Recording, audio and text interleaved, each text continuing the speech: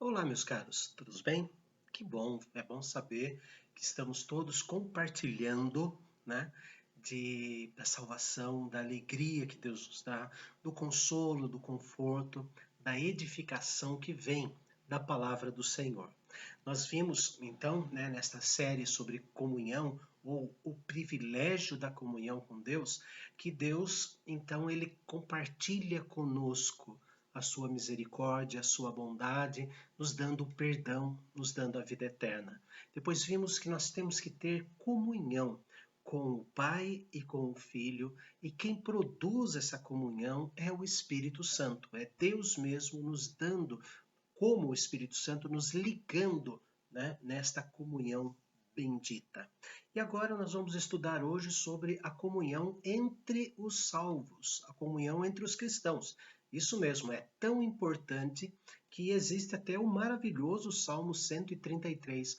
Ó, como é bom e agradável viverem unidos os irmãos. Deus olha para a união, para a comunhão daqueles que ele salvou, e quando veio aquela alegria, quando veio aquela comunhão, aquela ligação entre eles, Deus fica feliz. Como é bom e agradável. Ele vê, né, sente esta alegria. O Salmo 119, vejamos lá. Salmo 119, versículo 63.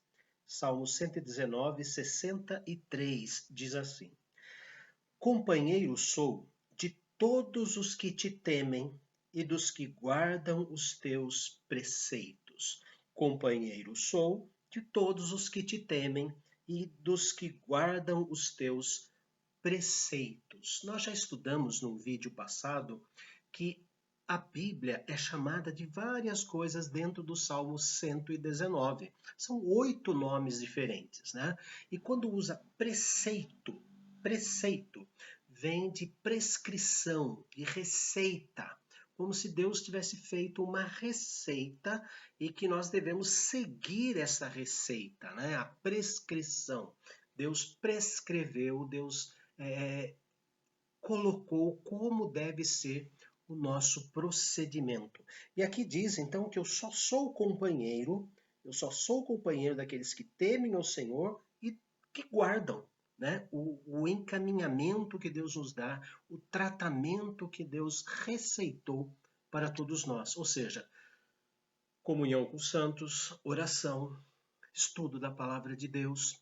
Por isso que é triste quando nós vemos alguns cristãos, né, que se ausentam, não querem ter comunhão com os salvos e durante os trabalhos religiosos, durante os cultos, estão sendo companheiros de outros, daqueles que não conhecem a Deus. O pior é que usam como desculpa a evangelização, né? Então, se está evangelizando, evangelização significa testemunho. Então, vá fazer essa atividade de segunda a sábado. Domingo continua sendo o dia do Senhor. Então, complete no domingo a evangelização, levando para a comunhão entre os salvos, não é? Porque ficamos com medo de pegar Covid-19 dentro da igreja. Mas vamos em vários e vários outros lugares.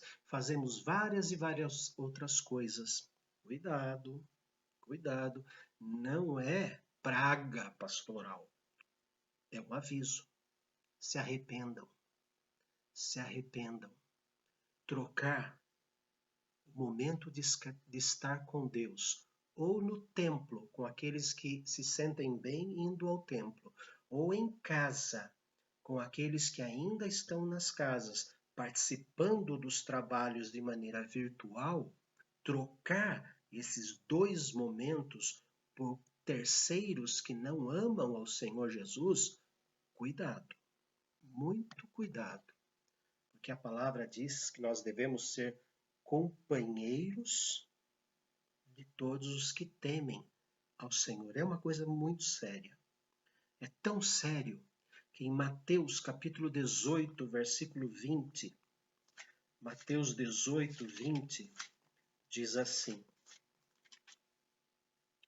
Porque onde estiverem 2 ou 3 reunidos em meu nome, ali estou no meio deles. Eu vou perguntar para este versículo uma coisa. Por que versículo você não está escrito assim? Ali estarei no meio deles. Porque a comunhão é o momento em que nós compartilhamos aquele que tem a posse da nossa alma, o Senhor Jesus.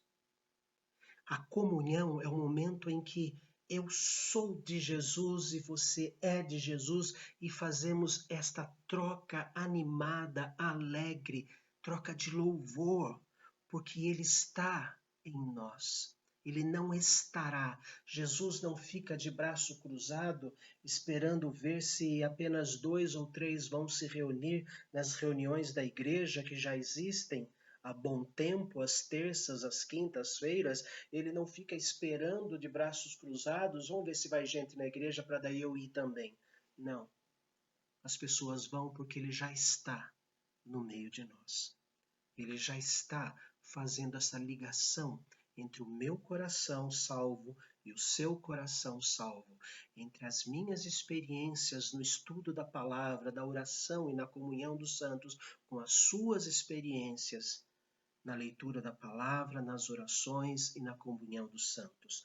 Então, porque onde estiverem 2 ou 3 reunidos em meu nome, ali estou. Ali eu estou no meio deles. Então é importante nós vermos isso. Malaquias, um livro antes de Mateus, o último livro do Antigo Testamento. Malaquias capítulo 3, versículo de número 16. O que acontece quando os santos estão reunidos? Como é esta conversação? Como é esta comunhão? Malaquias capítulo 3, versículo 16. Então, só um momentinho. Do 13 ao 15, nós vemos os falsos seguidores de Deus falando inútil é servir a Deus. Que nos aproveitou, versículo 14, que nos aproveitou termos cuidado em guardar os seus preceitos, em andar de luto diante do Senhor dos Exércitos. Versículo 15, ora, pois, nós reputamos por felizes os soberbos, também os que cometem impiedade prosperam. Sim, eles tentam ao Senhor e escapam. Todo mundo faz o que é errado e está livre de Deus. Mas aí o Senhor inspira Malaquias e Malaquias escreve: então, no meio desta conversa horrorosa, então os que temiam ao Senhor falavam uns aos outros, o Senhor atentava e ouvia. Havia um memorial escrito diante dele, de Deus, para os que temem ao Senhor e para os que se lembram do seu nome. Versículo 17. Eles, os que temem ao Senhor e se lembram do seu nome, e estão juntos, estão em comunhão, eles serão para mim particular tesouro naquele dia que prepararei, diz o Senhor dos Exércitos. Poupá-los-ei como um homem poupa o seu filho que o serve. Então vereis outra vez a diferença entre o justo e o perverso. Deus está chamando aqueles do versículo 13, 14, 15 de perversos, entre o que serve a Deus e o que não serve. Dentro dessa comunhão entre nós, quer dentro do templo ou quer momentaneamente de forma virtual, a comunhão entre nós, Deus trata como: estes são meus filhos, é bom, é agradável estar aqui. É uma oração perfeita, é a resposta da oração de Jesus. A nossa comunhão é resposta da oração de Jesus. Veja lá, Evangelho de João, capítulo 17. Quando estamos reunidos, quando estamos juntos, é Jesus recebendo uma resposta da sua oração a Deus. João 17, versículos 20 e 21. Não rogo somente por estes, mas também por aqueles que vierem a crer em mim por intermédio da sua palavra. Jesus falando com Deus, a fim de que todos sejam um, como és tu, ó Pai, em mim e eu em ti, também sejam eles em nós, para que o mundo creia que tu me enviaste. A nossa união é a resposta de oração do Senhor Jesus. Então, quando nós negligenciamos esta união, estamos pecando contra o Pai e contra o Filho. Mas diz que esta união tem um propósito. O propósito qual é? Para que o mundo creia que tu me enviaste. João 17, 21. É por isso que temos que estar sempre juntos, sempre unidos. E quais são as consequências, ou qual, eu vou separar apenas uma, consequência marcante da comunhão entre os santos? Romanos capítulo 15. Romanos 15, versículo de número 30 e 32.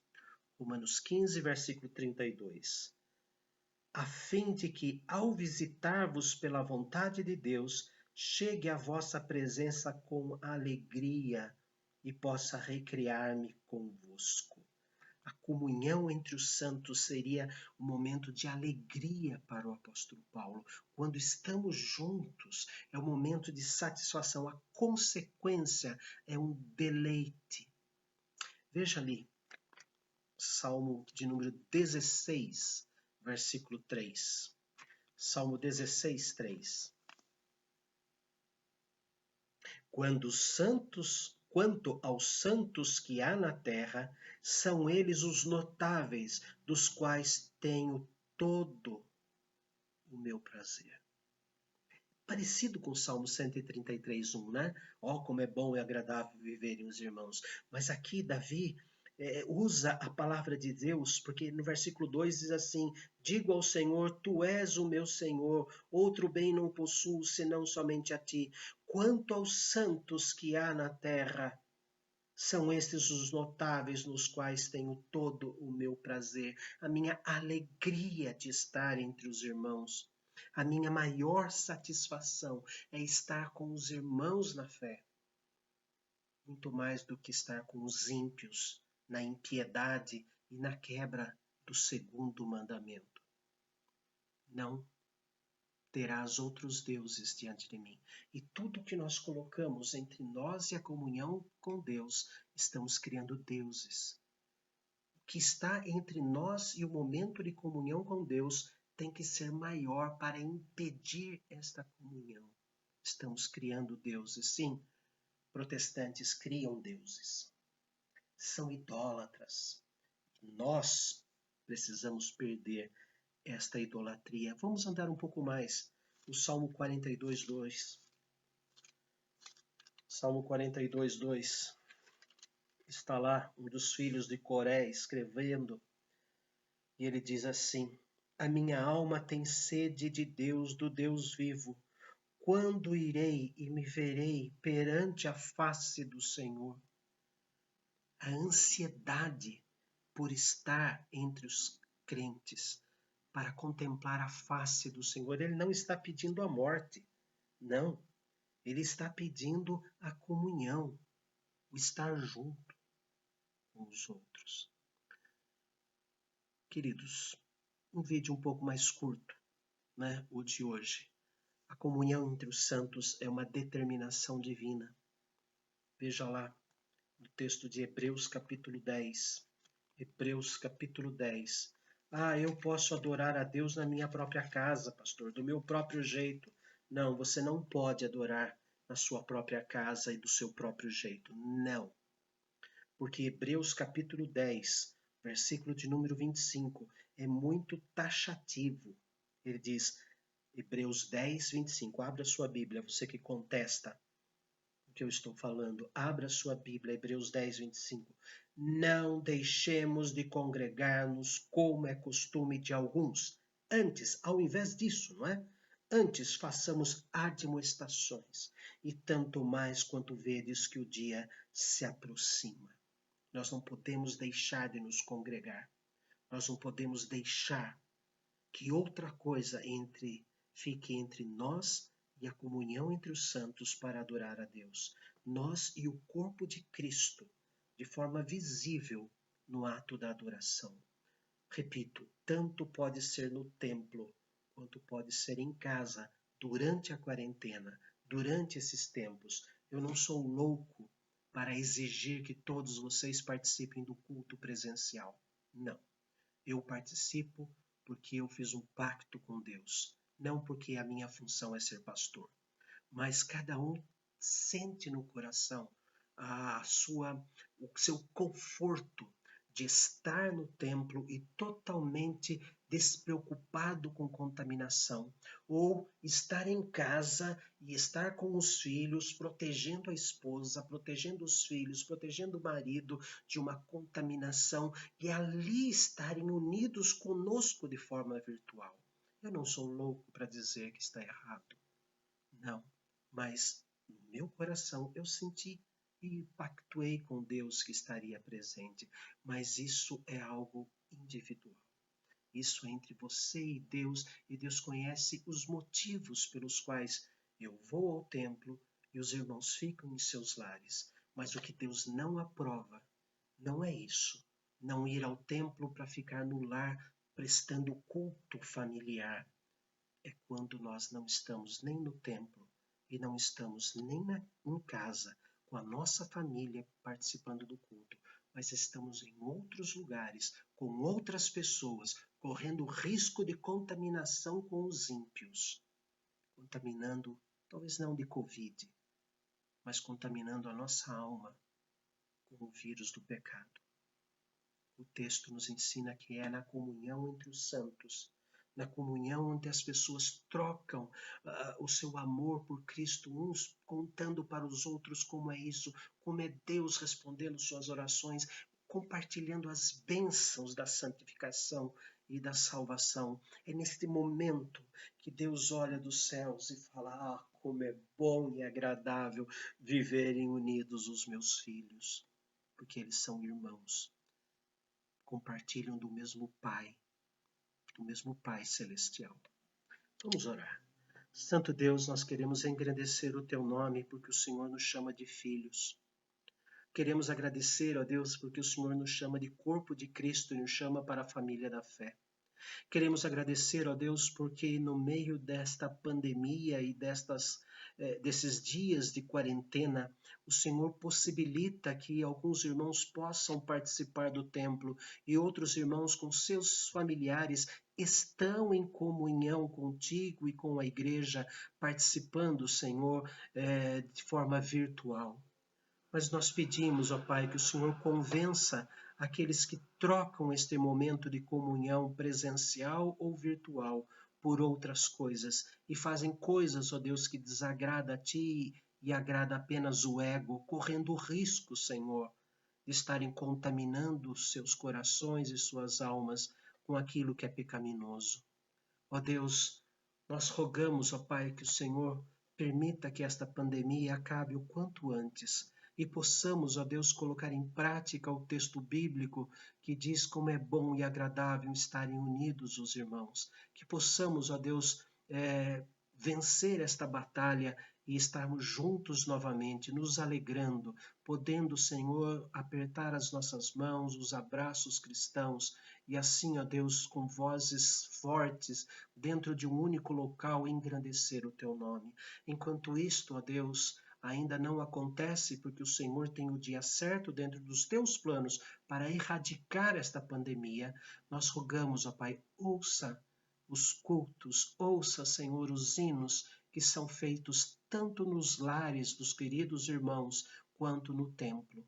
E que o Senhor some, ó Pai bendito, os louvores que são feitos nesses dois lugares e receba, ó Deus, como o nosso reconhecimento que o Senhor é a fonte de todas as coisas que nós precisamos. Ó Pai, converte aqueles que trocam a comunhão entre os santos pela comunhão entre os ímpios. Aqueles que se assentam na roda dos escarnecedores e não têm medo de pegar coronavírus.